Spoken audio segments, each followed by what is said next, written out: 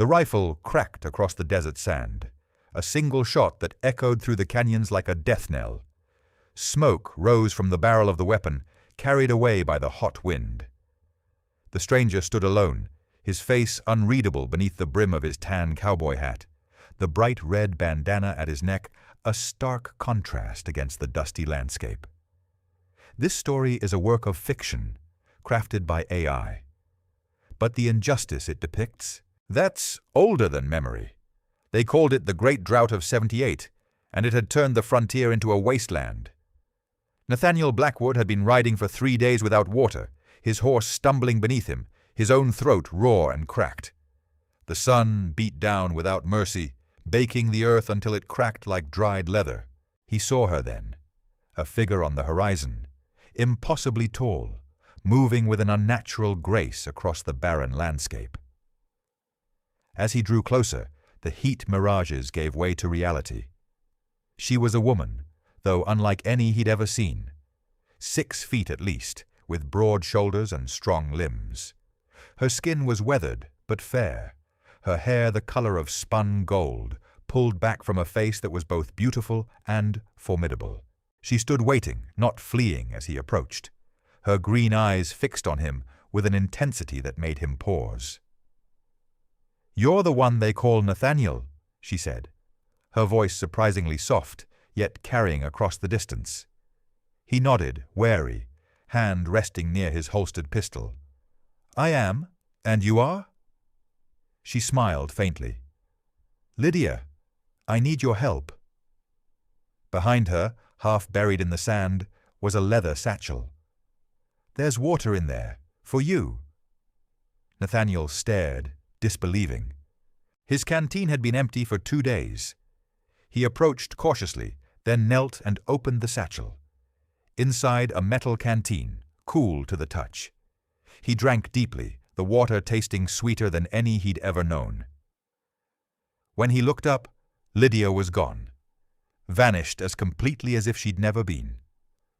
The next morning, everything changed. Nathaniel woke to the sound of horses approaching his homestead. He grabbed his rifle, heart pounding, but relaxed when he saw it was his neighbor, Tom Mercer. "Nathaniel, you got a minute?" Tom asked, his face grim. "The bank sent a rider. They're foreclosing." Nathaniel's blood ran cold. The Blackwood Ranch had been in his family for 3 generations. His grandfather had carved it out of the wilderness with his own hands. His father had expanded it, adding cattle and planting crops. Nathaniel had built the main house, raised his family there. It was everything. The bank rider arrived an hour later, a stern man with papers that felt like death certificates. "Mr. Blackwood, your mortgage is in default. You have until the end of the week to settle or we'll take everything." That's when Lydia reappeared. She stood at the edge of the yard, impossible to miss at her towering height. "I can help," she said, her voice carrying across the distance. Nathaniel and the banker both turned, startled. "With what?" the banker scoffed. "Magic!" Lydia ignored him, focusing on Nathaniel. "The document. I need to give you the document." She reached into a hidden pocket in her dress and pulled out a folded piece of paper, yellowed with age. "This is the original land deed, signed by President Grant himself. It proves your family owns this land outright, no mortgage." The banker snatched it from her hand. "This is a forgery." Lydia didn't flinch. "Check the signature. Compare it to public records. Better yet, have it authenticated." The banker hesitated, then pocketed the deed. "I'll be back with the sheriff. Don't leave." As he rode away, Lydia explained. "Silas Thorne's grandfather stole this land from my father generations ago. He created a fake mortgage to force your family off it. The real deed has been missing for years. I've been searching for it." Nathaniel stared at her, then at his wife, Harriet, who had come to the door, her face pale. "If Thorne gets that deed, we lose everything. Our home, our cattle, everything we've built." Harriet spoke up, her voice weak but determined. "We've fought too hard to let that happen. What do we do?" Lydia looked at them both. "Hide me. Thorne's men are watching. They'll try to stop me from helping you. But with the deed authenticated, you can prove ownership and clear the mortgage." Nathaniel nodded, his mind racing. "We have a root cellar. No one knows about it but us." As they moved quickly to hide Lydia, Nathaniel couldn't shake the feeling that they were running out of time. The banker would return with the sheriff, and Thorne's men were likely already closing in. The document was their only hope, but keeping it safe might be impossible. Harriet led Lydia to the hidden entrance beneath the kitchen floor, while Nathaniel stood guard, rifle in hand, watching the horizon for any sign of trouble. The future of everything he'd built hung on a single piece of paper, and he had no idea if they'd even have until the end of the day to save it. The sun beat down on the Blackwood ranch, the heat shimmering off the parched earth. Nathaniel stood rigid, rifle in hand, scanning the horizon for any sign of trouble. Harriet moved silently between the house and the root cellar entrance, bringing Lydia water and food when she thought it was safe. The air was thick with tension, the weight of foreclosure pressing down on them all. A rider approached then, not from the direction of town, but from the east. He moved with a steady confidence that set Nathaniel on edge. The man wore a tan cowboy hat with a bright red bandana at his neck, dark vest over a light gray shirt, and carried both a rifle and a holstered pistol. His face was unreadable, his eyes taking in everything. "Name's Nathaniel Blackwood," he called out, keeping his rifle ready. "State your business." The stranger dismounted slowly, his movements economical. "Just passing through," he said, his voice calm. "Saw smoke. Thought I'd check if anyone needed help." Nathaniel studied him. There was something about this man that put him at ease despite his caution. "We're fine," he said, though the strain was evident in his voice. "Just dealing with some bank business." The stranger nodded, his gaze moving to the house, then to the ground where Lydia had stood earlier. "You look like you've seen better days," he observed. Harriet came to stand beside Nathaniel, her face pale but determined. "The bank's foreclosing," she explained simply. "We have until the end of the week to come up with money we don't have." The stranger looked from one to the other, his expression thoughtful. "What happened? Was it the drought? Cattle losses?" Nathaniel hesitated, then nodded. "That, and something else." He glanced toward the root cellar entrance, then back at the stranger. "There was a woman, a giantess. She appeared yesterday, brought water when I was near death." The stranger raised an eyebrow. "Giantess?" 6 feet tall at least, Nathaniel said. "She had a document, a land deed that could prove we own this place outright." The stranger's eyes narrowed slightly. "What happened to it?" "The banker took it," Harriet said, her voice trembling slightly. "Said it was a forgery. He was going to get the sheriff to authenticate it." The stranger was silent for a moment, then asked the question that would change everything. "Where did you last see it?" Nathaniel and Harriet exchanged a look. "The banker has it," Nathaniel said. "But Lydia said Silas Thorne's family stole the original deed generations ago. This was supposed to be the real one." "Thorne," the stranger said, the name seeming to carry weight. "He's involved." "He owns the bank," Harriet explained. "He's been trying to get this land for years. When we wouldn't sell, he created this mortgage scheme." The stranger nodded slowly. "And this woman, the giantess, where is she now?" "Hidden," Nathaniel said. "Thorne's men are watching. They'll do anything to get that document back." The stranger looked toward the horizon again, his expression unreadable. "I'll be back," he said simply, turning to remount his horse. "Wait," Harriet called out. "Who are you? What are you going to do?" The stranger paused, looking back at them. "I'm a man who hates to see injustice," he said. "That's all you need to know." With that, he rode off, leaving Nathaniel and Harriet staring after him, wondering if their desperate situation had just gotten a little better or much, much worse. The stranger rode hard toward town, his mind racing with everything he'd learned. The Blackwood Ranch, the foreclosure, the mysterious giantess Lydia, and the crucial document that could save them all. Most troubling of all was Silas Thorne's involvement, a man who owned the bank and had been trying to acquire the Blackwood land for years. This wasn't just about money, it was about power.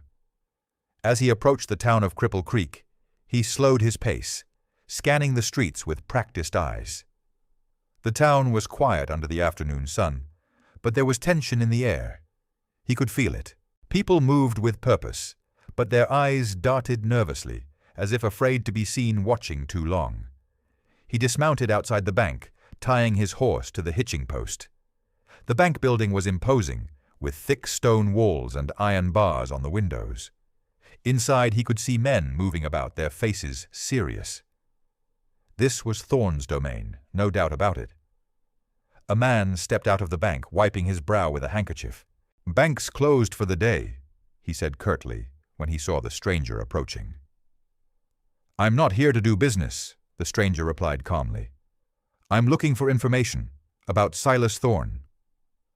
The man's eyes narrowed. "What business do you have with Mr. Thorne?" "Just passing through," the stranger said, his hand resting near his holstered pistol. "Heard some things about how he runs this town. Thought I'd see for myself."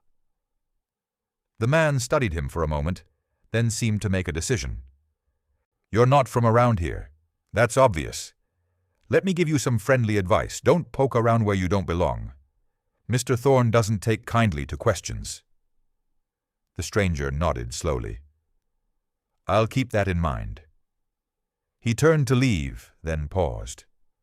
"One more thing. Did a banker come through here earlier today, carrying some papers?" The man hesitated, then nodded. "Mr. Abernathy. He was in and out quick. Had some documents with him." "Where was he going?" the stranger asked, turning back fully. "None of your business," the man snapped. "Now, if you'll excuse me, I have work to do." The stranger watched as the man hurried back into the bank. He needed to know more about Abernathy and where he'd gone with the documents. He walked to the saloon across the street, stepping into the dim interior. The air was thick with the smell of whiskey and stale tobacco. He found a seat at the bar, ordering a whiskey he didn't intend to drink. The bartender slid it over, his eyes curious but not unfriendly. "New in town?" he asked. "Passing through," the stranger replied. "Saw a banker heading out of the bank earlier. Seemed in a hurry." The bartender wiped the counter with a rag, his expression thoughtful. "That'd be Abernathy. He works for Thorne." "I know," the stranger said. "Where was he going? With those papers?" The bartender glanced around nervously. "Can't say for sure, but I heard him talking to Thorne earlier. Something about the Blackwood place, something about a deed." The stranger's interest piqued. "What about it?" "Thorne was real interested in that document," the bartender said, leaning closer. "Said it was worth a fortune if it was real. Worth more if it disappeared." "Do you know where he might have taken it?" the stranger asked. The bartender shook his head. "Thorne's got places all over. Could be anywhere. But there's one place he uses for sensitive matters. Old mining shack up on Miller's Ridge. Nobody goes up there anymore." The stranger thanked him, leaving a coin on the counter.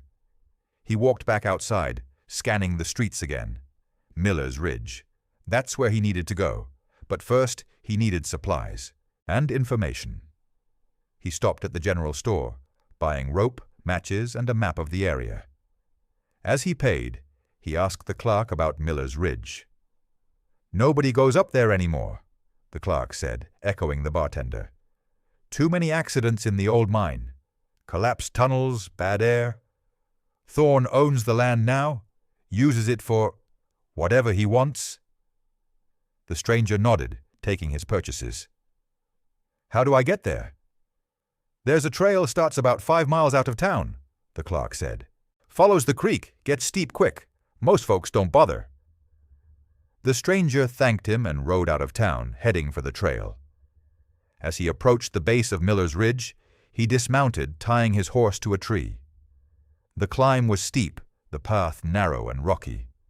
He moved carefully, his eyes scanning the surroundings for any sign of trouble. Halfway up, he heard voices. He froze, pressing himself against the rock face, listening. "Can't risk it," a man's voice said. "Thorne will have my hide if anything happens to that document." "Relax," another voice replied. "It's safe enough in the shack. Nobody comes up here." The stranger risked a look around the rock. 2 men, both armed, were standing near a small, dilapidated shack. One carried a leather satchel. The document, presumably. "Thorne's orders are clear," the first man said. "Nobody gets near this place. Nobody." The second man nodded. "Got it. I'll stay here tonight. Make sure nothing happens." The stranger waited until they moved inside the shack, then crept closer. He needed that document, but getting it without a fight would be difficult, and he had no idea what else might be waiting for him in that shack. He circled around looking for another entrance. The shack was small, just one room. Through a dirty window, he could see the 2 men inside, sitting at a table. The satchel was on the floor beside them. As he watched, a third man rode up to the shack. This one was bigger, meaner looking. He dismounted and entered without knocking.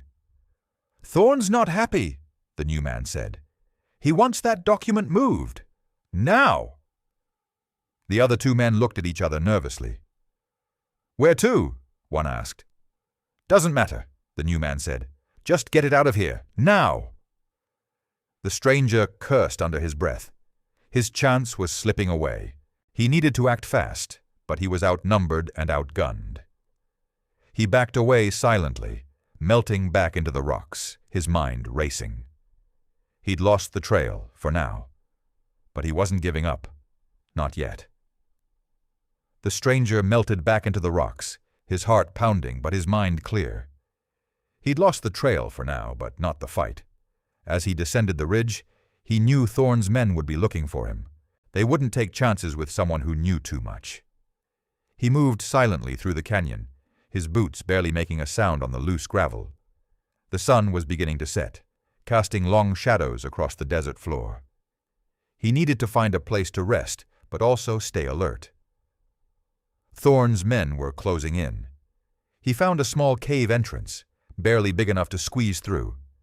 Inside it was dry and cool. He sat down, pulling out the map he'd bought in town. Miller's Ridge was marked, along with several other locations that might be connected to Thorne's operation. The Blackwood Ranch was circled in pencil, his destination once he secured the document. As he studied the map, he heard something. Voices, coming from outside the cave. He froze, listening carefully. "Think he saw us?" one voice asked. "Probably," another replied. "That's why Thorne sent us. He wants this problem taken care of permanently." The stranger's blood ran cold. They knew he was there. They were hunting him. He crept to the cave entrance, peering through a narrow crack. 2 men, armed with rifles, were approaching cautiously. They moved with practiced skill, scanning their surroundings. They weren't just looking, they were hunting. "Gotcha," one of them muttered, spotting the stranger's horse tied to a nearby bush. The stranger didn't wait. He burst from the cave, firing his pistol as he moved. One man went down with a cry. The other scrambled for cover.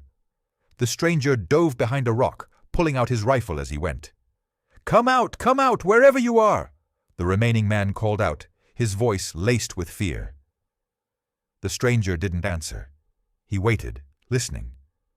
The sound of footsteps approached. He raised his rifle, took aim, and fired. The man cried out and fell silent. Breathing heavily, the stranger checked his surroundings. No more movement. He had to move fast. Thorne would send more men. He needed to get to the Blackwood Ranch, warn Nathaniel and Harriet. But first, he needed to find Lydia. She was part of this somehow, and he had a feeling she was in danger. As he prepared to leave, he noticed something glinting in the dirt near where the first man had fallen. He walked over, picking up a small metal object. It was a locket, ornate and old.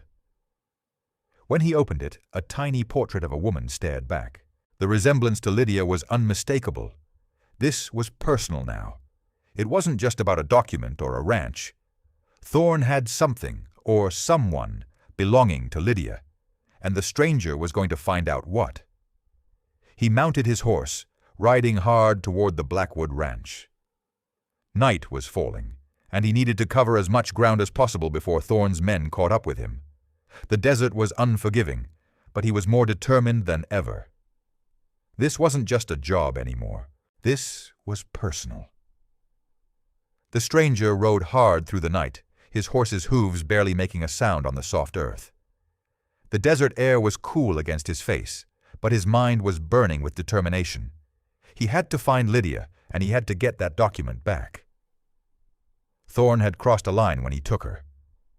As he approached the Blackwood ranch, he slowed, scanning the darkness for any sign of trouble. The house was dark, but he could see movement inside. He dismounted quietly, tying his horse to a post near the barn. "Nathaniel," he called out softly. The front door creaked open, and Nathaniel appeared, rifle in hand. "Who's there?" "It's me," the stranger said, stepping into the moonlight. "The man from town." Nathaniel lowered his rifle slightly, but didn't relax his guard. "What are you doing back here, and at this hour?" "I was ambushed coming back from Miller's Ridge," the stranger said. "Thorne's men are hunting me. They know I'm looking for the document." Nathaniel's eyes widened. "Harriet!" he called. "Get Lydia! Quick!" The stranger held up a hand. "It's too late for that. Thorne's men already took her." Harriet came to the door, her face pale. "What do you mean they took her?" "They came an hour ago," Nathaniel explained. "Said Thorne wanted to speak with her about the document. They forced her into a wagon." The stranger cursed under his breath. "They used her as bait. I found something that proves this is personal." He pulled out the locket, showing them the tiny portrait of Lydia. "This was on one of Thorne's men. It's hers." Harriet gasped. "She always wore that. It was her mother's." "So Thorne has her, and he has the document," the stranger said. "We need to get both back before it's too late." "But how?" Nathaniel asked. "Thorne has men, resources. We have nothing." The stranger looked around, his eyes scanning the darkness. "We have something he doesn't expect." He pointed to a small light in the distance. "That's old man Abernathy's place. He was the banker who took the document. He's not a villain, just a man scared of Thorne." "How do you know that?" Harriet asked. "I talked to him in town," the stranger explained. "He told me Thorne threatened his family if he didn't cooperate. He's been living in fear ever since." "So he has the document still?" Nathaniel asked. The stranger nodded. "But he won't give it up easily. He's terrified of Thorne." "I know Abernathy," Harriet said thoughtfully. "He comes to town sometimes. He seems like a good man, just scared." "We need to convince him to help us," the stranger said. "Thorne won't expect us to go to him. It's our best chance." Nathaniel looked doubtful. "He'll never agree. Thorne has him completely cowed." "Then we'll have to make him see that helping us is the only way to save himself," the stranger said. "We'll approach him together, show him we mean business, but also that we understand his fear." As they talked, a figure emerged from the shadows near Abernathy's house. It was the old banker himself, his face pale in the moonlight. "I heard you talking," he said, his voice trembling. "About me." The stranger stepped forward. "We need to talk, Mr. Abernathy, about that document." Abernathy looked around nervously. "Thorne has spies everywhere. If he finds out I've spoken to you—" "He won't find out if we're careful," the stranger said. "And if we don't act soon, Lydia will be gone for good, and your family will be in danger too." The old man's shoulders slumped. "You're right. I've been living in fear for too long. Thorne threatened my grandchildren, said he'd hurt them if I didn't do exactly as he said. Then help us, the stranger said. Help us get that document back and free Lydia.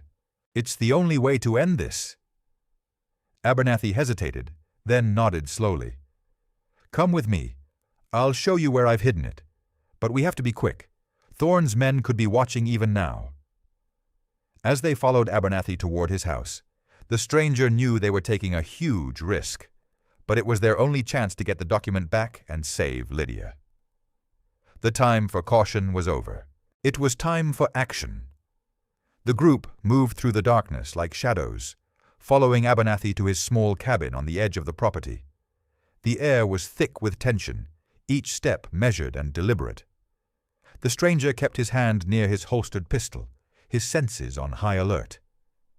Thorne's men could be watching from anywhere.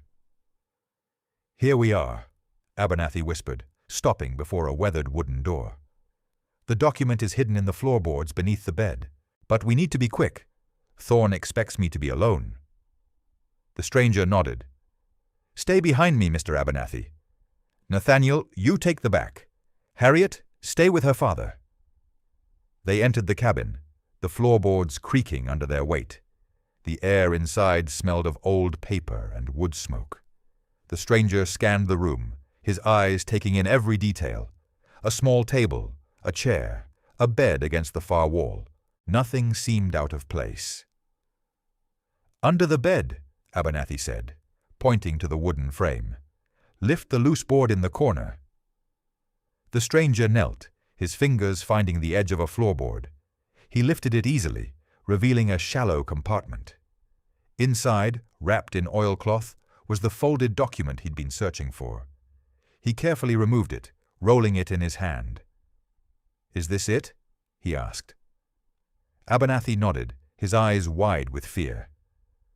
That's the original deed, the one Thorne's family stole generations ago. As the stranger stood, holding the document, the cabin door burst open. 3 men filled the entrance, rifles raised. Thorne stood at the center, a cruel smile on his face. Well, well, Thorne said, his voice dripping with malice. Look what we have here, the nosy stranger and his little friends.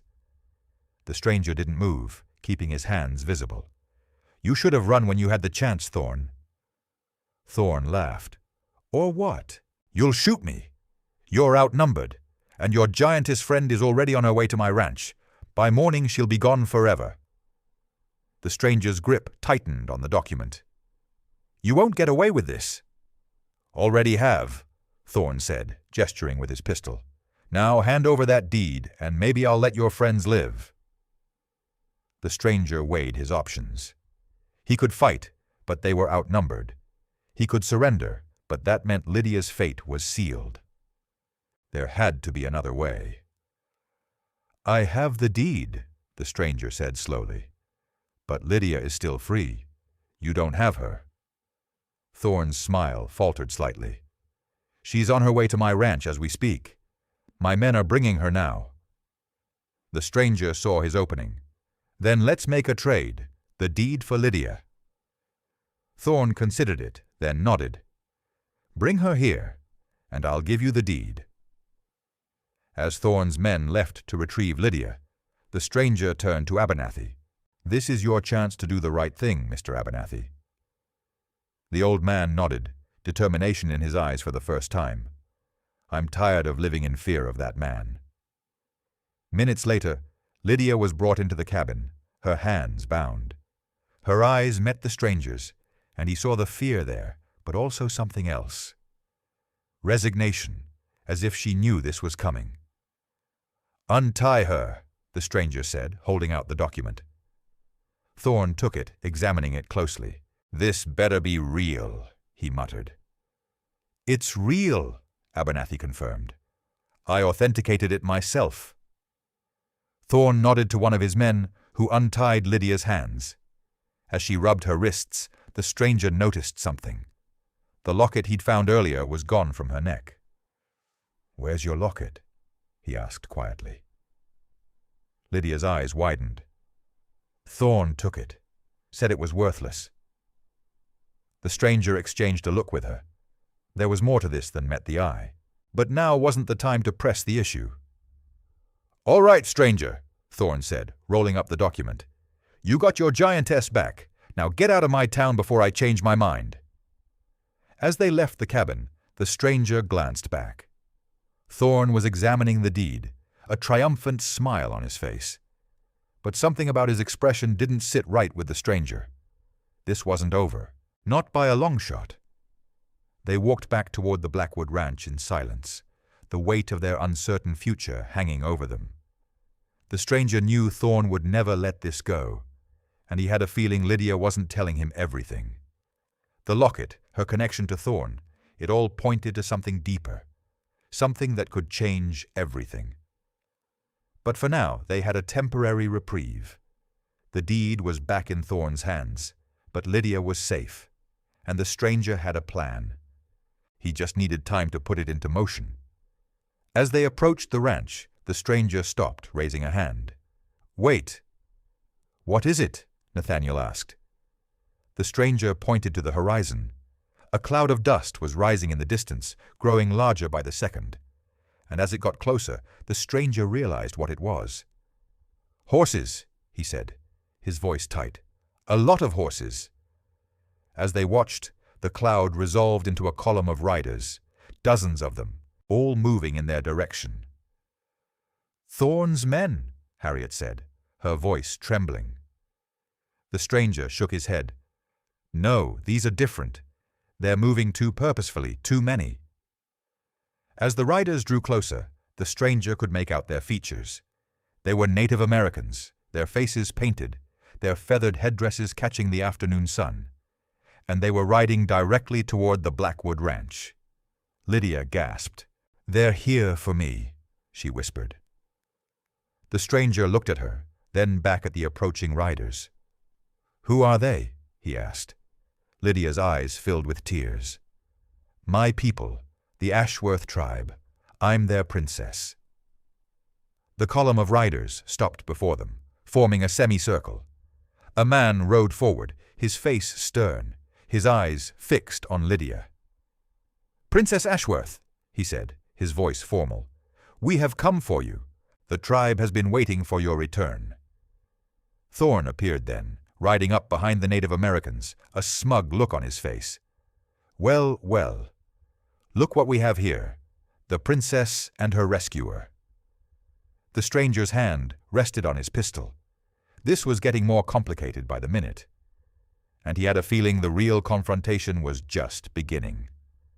The Ashworth chief stepped forward, his eyes locked on Lydia. "Princess, your people have waited generations for your return. Thorne has stolen from us, lied to us, and held what is rightfully yours." Thorne laughed, though it lacked his usual confidence. "This is ridiculous. The deed is legally mine. This woman is just a giantess with delusions of grandeur." The stranger stepped forward, placing himself between Thorne and the Ashworth warriors. "The document is a forgery, Thorne. The real deed is still out there." Lydia spoke then, her voice carrying authority.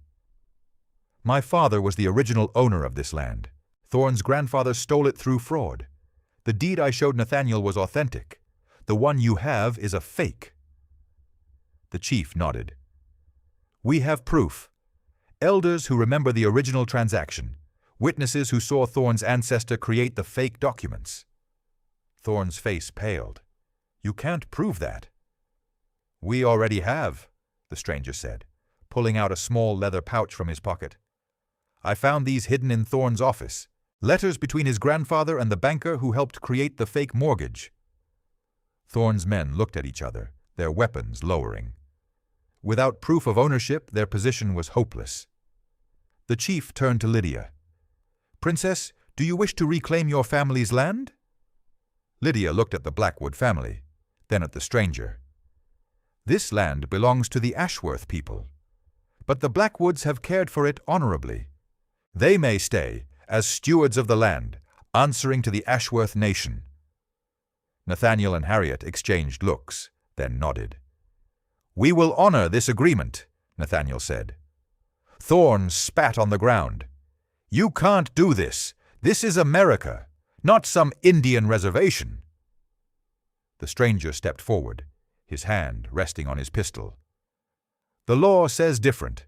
Fraudulent deeds are null and void. The Ashworth people have a rightful claim to this land." With that, the stranger turned to Thorne. "You have two choices. You can leave peacefully, or you can face the consequences of your actions." Thorne glared at him, then at the surrounding warriors. He knew he was beaten. "I'll go," he muttered, turning his horse and riding away without another word.